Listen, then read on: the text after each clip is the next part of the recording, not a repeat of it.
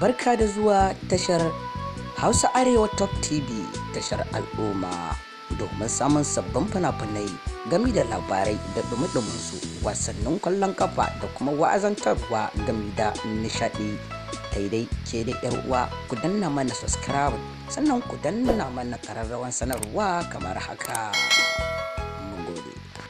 Shugaban 'yan kungiyar tada kayan baya, wato wadda kowa ya fi sani da Shekau, ya saki wani zazzafan bidiyo cikin fushi, wanda bidiyon ya ɗauki tsawon kamar mintuna 30, yayin da yake magana da Hausa ya juyaye da Larabci, sannan kuma ya koma ya yi maganar da Barbanci.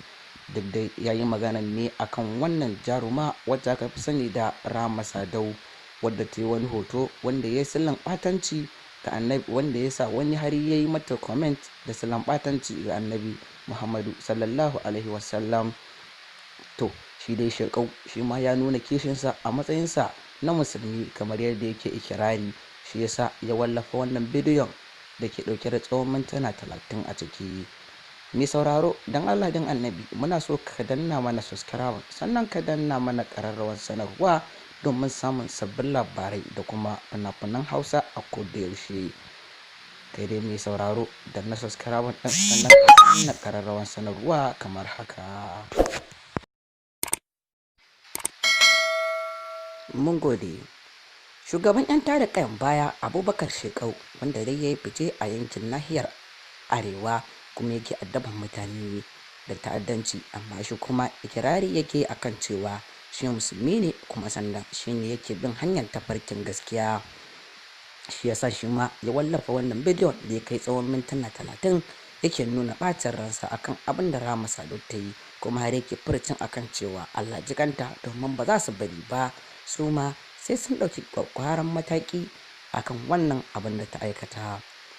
Idan dai ba kuma ita ba dai, a cikin 'yan satan ne dai da wato jarumar fina-finan Hausan nan wadda aka fi sani da Rahama Abdullahi Sadau ta ɗauki wani hoto wanda ta yi postan ɗinsa a Twitter, wanda ya jawo cece-kuce. Daga nan har wani makiyin addinin musulunci ya mata wani farci, sai dai mu ce subhanallahi, ya mata wani comment ya ɓatanci ga annabinmu Muhammadu sallallahu alaihi wasallam.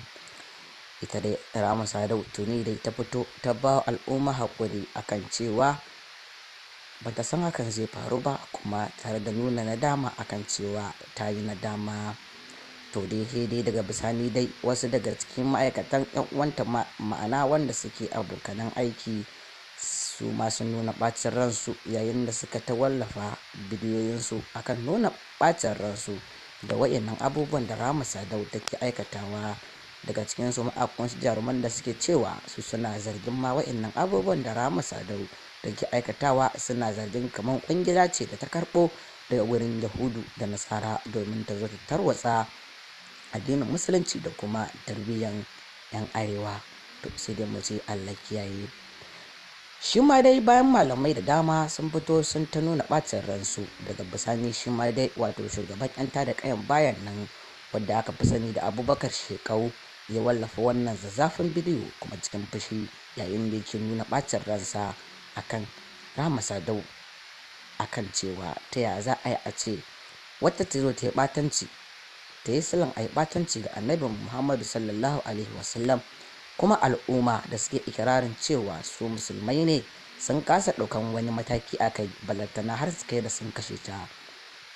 Shugaban dai ya wallafa wannan bidiyon cikin ɓacin ransa, kuma ya ce su suna nan akan bakansu sai sun ɗauki mataki zazzafa akan wannan baiwar Allah wato Rahama Sadau. Daga bisani ma sun yi ikirarin cewa Rahama Sadau Allah jikanki da rahama, domin mu ba za mu bar ki ba. Idan kafirai sun taɓa manzon Allah sun kyale ki, mu ba za mu bar ki ba. To mai sauraro, a nan ne muka kawo muku 'yan takaitattun labaran. Ku ci gaba da bibiyan mu, sannan ku danna mana subscribe, domin shine zai sa mu haska muku wannan bidiyon zuwa